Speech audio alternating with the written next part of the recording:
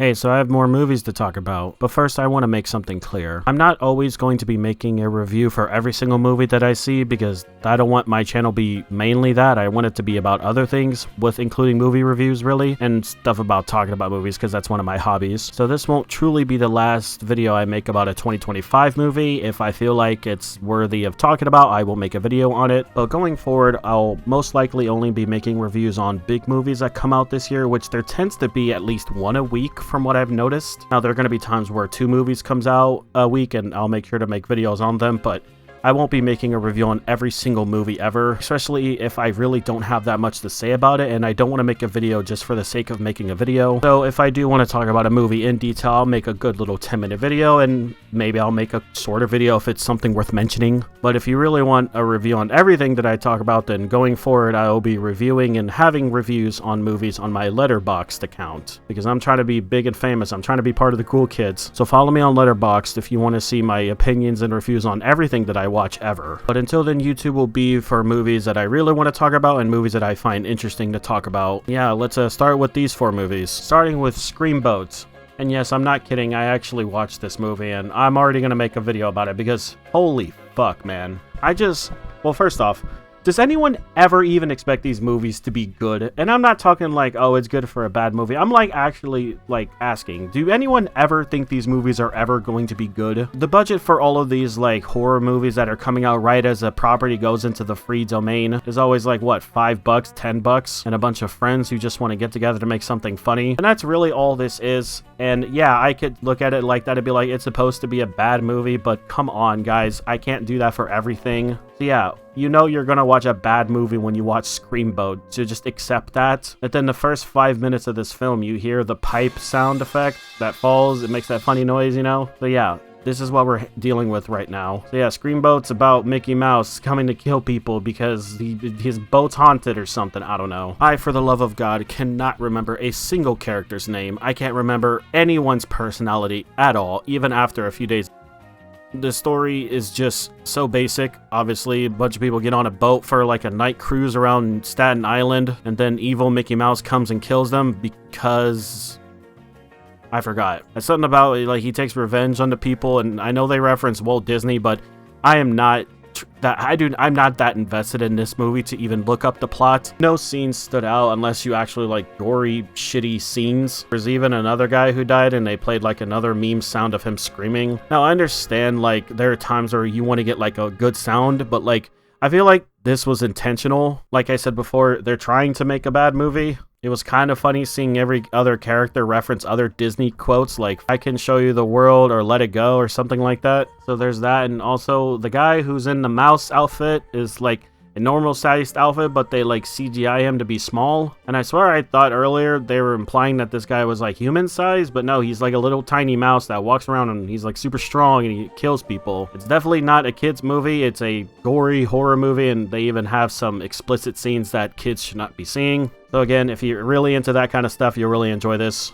I don't think any actor even tried, and I feel bad for those who wanted to try. No really good camera shots. The whole movie was like dark and dim, like it was at nighttime, so another good way to like hide imperfections. Yeah, honestly, there's just nothing much to say. Like, I'm pretty sure like Mouse dies at the end or whatever, but I think he said something about coming back, like, you know, like William Afton. If you've seen the Winnie the Pooh Blood and Honey movies, this is exactly what you know exactly what you're in for. Do not take this movie seriously at all. It's just a giant waste of time, honestly, if you're actually looking to like watch a good movie. But obviously no one would ever watch this intentionally looking for a good movie. So if you like horrible, awful movies, yeah, this is one of the worst ones. Yeah, this is a giant shitty movie. I don't know what else to say. Like, really, honestly, what else is there to say? 1 out of 10. Moving on. Up next is Ash, starring Aaron Paul and some other people, and this movie was also pretty bad, honestly. I kind of feel bad for Aaron Paul because he's a pretty decent actor and a good voice actor, but his performance here was just not enough to carry this film. This is a very basic sci-fi movie where astronauts are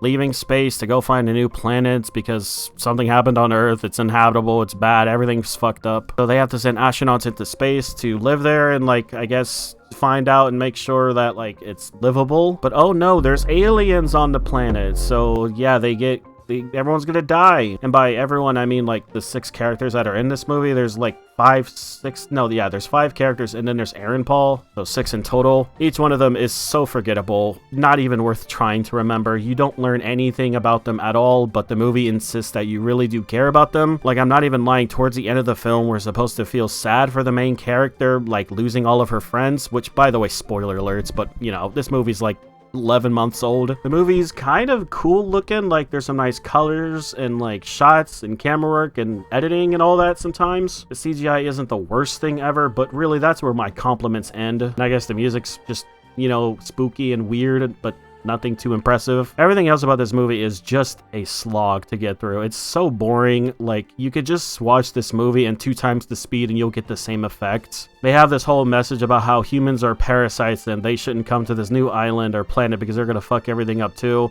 I kind of feel like intentionally they had a really deep idea for a message or a theme, but they didn't really pull it off with this movie. Like, on paper, I can see this movie kind of being interesting, and also this just seems like it should be written for like a TV show or maybe a video game. I don't really think it fits a whole movie. It's very gory, so if you like gory stuff, then you'll like this movie. But yeah, everything about this movie is just lazy, just boring, not interesting. It's just really forgettable. It'll definitely put you to sleep, if anything. There's really nothing to latch on. There's no connection. There's just nothing in this movie. It's just a big nothing movie that just looks pretty, and I feel like it just doesn't do anything impressive. I feel bad for this movie, but it is what it is. But like I said, there's some redeemable things about it. It's just kind of boring and just below average. So I'm giving it a 4 out of 10. Up next is The Monkey, yet another horror movie. Yeah, I was really feeling it this day. Now, I really thought The Monkey was a Blumhouse movie, but it turns out it's not. It's made by a studio that has helped with other Blumhouse movies, but this one really isn't. So that's another reason why I really never even got to see it when it came out, because, you know, Blumhouse.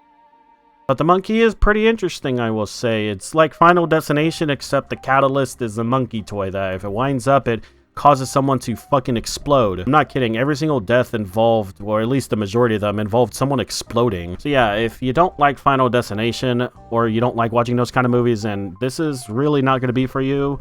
This is a story of some kids who come across a monkey toy inherited by their father that is very haunted and it kills people. And they establish some rules with the monkey toy, and I feel like the movie followed those rules very well on like its killing and its rules and all that. Though sometimes it feels like it's random and like unnecessary, but really that's just what Final Destination is. Well, I guess not random, but with this movie, the monkey kills at random and does whatever the fuck it wants, really. And it can't really be used as your own personal weapon because it may not even do what you want sometimes. Kind of like a troll monkey. It had the guy from the Divergent series 4, so that was pretty cool seeing him, and he actually played 2 of himself. So there's yet another movie where someone plays themselves with Sinners and Alto Knights. I can't believe 3 times in 1 year. That's kind of funny that that happened. I feel like no one talks about that, but, you know, here I am. Yeah, The Monkey, you know, it's fine. It's interesting. I'm only saying that because I wasn't really that well invested in most of what it offered. Its story and premise was kind of interesting. Like, I liked the whole idea of this, like, monkey causing everything, but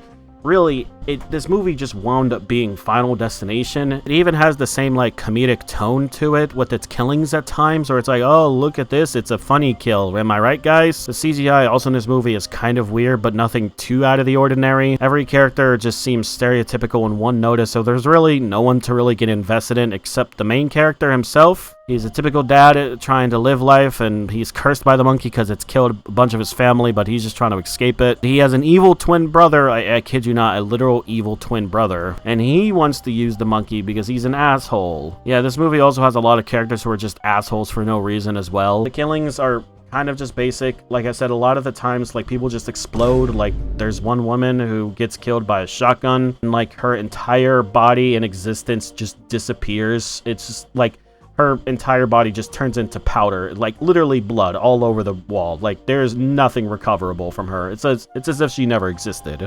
The movie was well paced. You spend a good amount of time learning about the character in his childhood, and the movie cuts to him being an adult, and that's where like the second and third act pretty much takes place. I feel like the movie's pacing was pretty fine. Its writing was pretty solid. Like, there wasn't like anything too crazy. It was just really wacky for my tastes, kind of like whatever the fuck it wants to do type of attitude. This is what this movie was going for. To me, I'm not like a massive Final Destination fan. Like these movies, like they don't really serve purpose for me as a film because that's not what I look for. So really, this movie is only really good if you like Final Destination. I really don't know what else to really say because this movie is kind of just like that. But like I said, its story is pretty, you know, safe, pretty good, pretty solid. Its pacing is fine. It's pretty, like, engaging, I will say. Like, I wasn't, like, bored or anything. There's nothing, like, really bad about this movie. This just really isn't my kind of movie. Characters are whatever, but at least the main character is good and his plot is kind of cool. The writing, of course, is whatever it wants. So really, if you like Final Destination, you'll like this movie. I'm giving this a 5 out of 10, really. It's mid to me. Alright, and the last movie I want to quickly talk about is The Naked Gun, which is a reboot of the Naked Gun movies. Now, I haven't seen the actual Naked Gun movies before, and apparently you don't need to that much, really. So I didn't really know what to expect, but of course I know what spoof movies are. They're typically, you know, they're spoof movies. They're very, like, weird. Of course, they're trying to be as overly comedic as humanly possible. And I feel like this movie did a great job. The whole plot of this guy being a cop, but he's also a shitty cop, trying to solve this mystery of this scientist trying to get some technology to restart the world, kind of like in Fallout in a way, maybe. So of course the cop goes through a lot of like typical tropes when it comes to films, like he has a love interest that's related to a murder that happens. There's the main character's friend who's just as wacky and, you know, as him, and this seems to be like worse at it, or at least like not as wacky as him. It has Liam Neeson, so that's pretty funny seeing him in this. And honestly, I will say out of all the spoof movies, this is a pretty solid movie. I feel like it had some pretty interesting jokes, though there was some times where it was very childish humor. All the characters are pretty funny, like no one really didn't do a great job. The movie's story kept a smile on my face. There was a lot of little jokes that they did in between like its main ones. Like this whole gag about the coffee cup being replaced was pretty interesting and funny. And then there was the scene where, you know, Liam Neeson puts on a glove, but then he puts the glove on his nose, and then he doesn't even use that glove, so it's like 3 jokes in one, or maybe 2 in one. So there's a lot of things like that with this movie. There's a weird part where the main character, Liam Neeson, just goes on a vacation, and they have this whole thing with the snowman.